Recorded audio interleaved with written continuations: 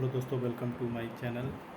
आज बात करेंगे जो हमारा रेलवे का पेपर हुआ था असिस्टेंट लोको पायलट में।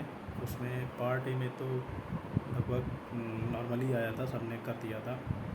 मैं पार्ट बी में बात करूँगा ट्रेड में, जो कि इलेक्ट्रीशियन ट्रेड से रिलेटेड रहेगा। मैंने बहुत सारे वीडियो देखे जिसमें बताया जा रहा ट्रेड बहुत टफ आया था। ठीक है, किस टाइप के क्वेश्चन आए थे ट्रेड में, इंजीनियरिंग ड्राइंग के क्वेश्चन सारे थे। ठीक है, उसके बाद उसमें साइंस से कुछ क्वेश्चन थे। तो इसी सब के बारे में बात करेंगे। इसमें मैं इसलिए बात करूँगा क्योंकि मैंने खुद ट्रेड का एग्ज़ाम दिया था। ठीक है, तो मुझे अच्छे से पता है उसमें क्या आया था, किस टाइप के क्वेश्चंस थे, और हार्ड था, टफ था, इजी था, कैसा था, इसके बारे में बात करेंगे। देखिए, सबसे पहले मैं आपको ये बताना चाहता हूँ कि जो हमारा ट्रेड का पेपर आया था, मैंने बहुत से लोगों के मुंह से सुना कि ट्रेड में इंजीनियरिंग ड्राइंग के क्वेश्चंस आ गए थे। ठीक है, और उसके बाद हमारे पास जो साइंस चलती है उसके क्वेश्चंस आ गए थे, सेफ्टी एंड हेल्थ के क्वेश्चंस आ गए थे। तो इसका मतलब ये है कि ट्रेड में जो मिनिमम क्राइटेरिया 35% लगभग 27 नंबर जो लाना है, तो वो स्टूडेंट मतलब ला नहीं पाते होंगे, ऐसा रेलवे को पता होगा। इस वजह से रेलवे ने जानबूझकर 10-12 क्वेश्चन डाले कि ये आप लोग पार्ट 1 में रेगुलरली आप लोग पढ़ के आते हैं। ठीक है, जैसे आपका इंजीनियरिंग ड्राइंग हो गया, पार्ट ए में नहीं आपको देखने को मिला, बट पार्ट बी में आपको देखने के लिए इंजीनियरिंग ड्राइंग आपको मिला। सेफ्टी से आपको देखने के लिए क्वेश्चन मिले। ठीक है, और 1-2 क्वेश्चन आपका साइंस से भी रिलेटेड था। कुल मिला के अगर आप ये माने तो 10 से 12 क्वेश्चन आपके पार्ट ए के थे, वो पार्ट बी में आ गए।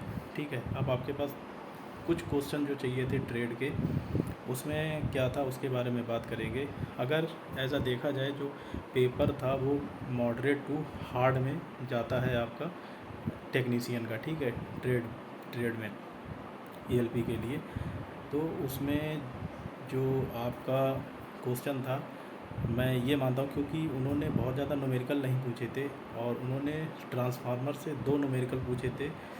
आई थिंक उसमें 90% स्टूडेंट्स ने वो क्वेश्चन अटेंड नहीं कर पाया होगा, क्योंकि वो डिप्लोमा लेवल या उससे अपर लेवल का क्वेश्चन था।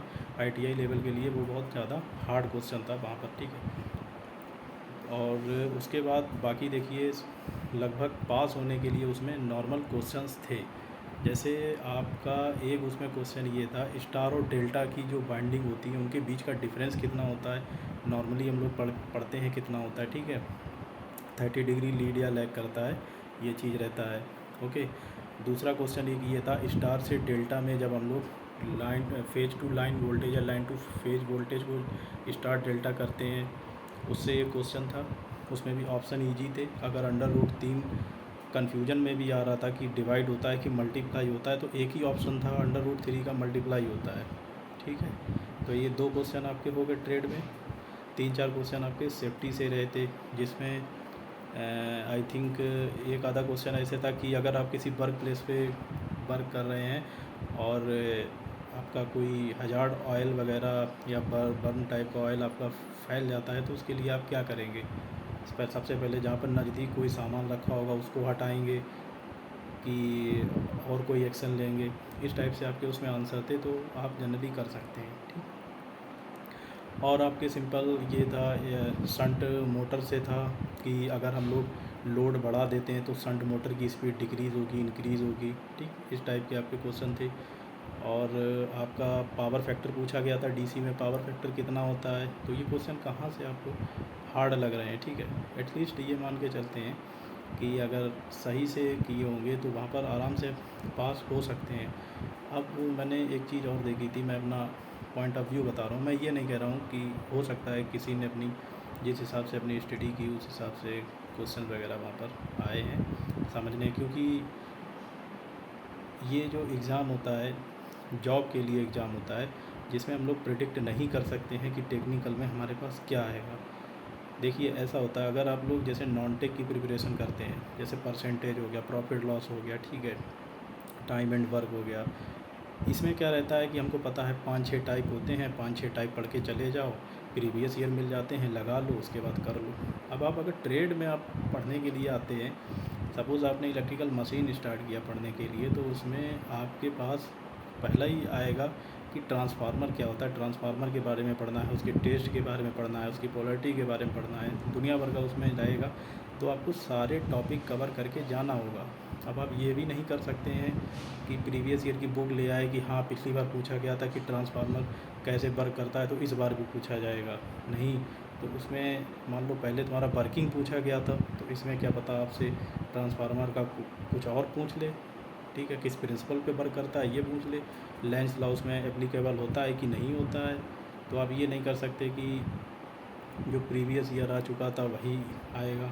जो प्रीवियस ईयर में क्वेश्चन आए थे कैलकुलेटिव टाइप के थे, छोटे न्यूमेरिकल टाइप के थे, कर सकते थे, बट इसमें क्या था, थ्योरी टाइप के थे आपके पास सारे क्वेश्चन।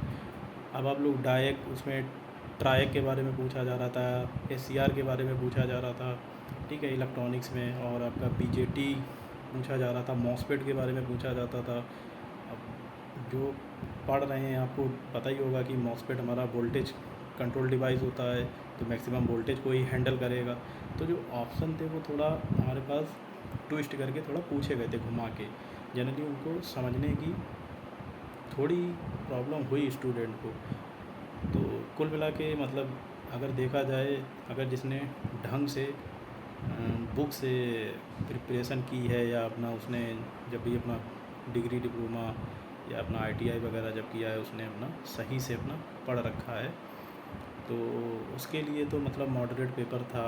अगर जैसे उन बच्चों के लिए टफ पेपर बना है ये, जिन्होंने जैसे बिल्कुल ये सोचा कि जैसे प्रीवियस ईयर में आया है वैसे ही आ जाएगा, तो उनके लिए मतलब लगा।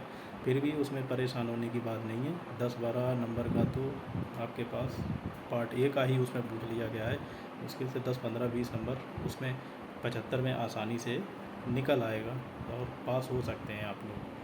तो बस मैं यही कहना चाह रहा था कि रिव्यू, क्योंकि मैं भी बहुत देख रहा था कि बहुत से लोग एकदम बाहर निकले, ये कैसा ट्रेड में पास होना बहुत मुश्किल लग रहा है, कैसे होंगे। तो फिर मैंने सोचा मैं ही बताता हूँ कि क्योंकि मैंने पेपर दिया था तो मैं आई थिंक बता सकता हूँ कि किस टाइप से पेपर आया था, उसमें कोई डरने की बात नहीं है। तो बस यूँ ही तभी मैंने ये बनाया है।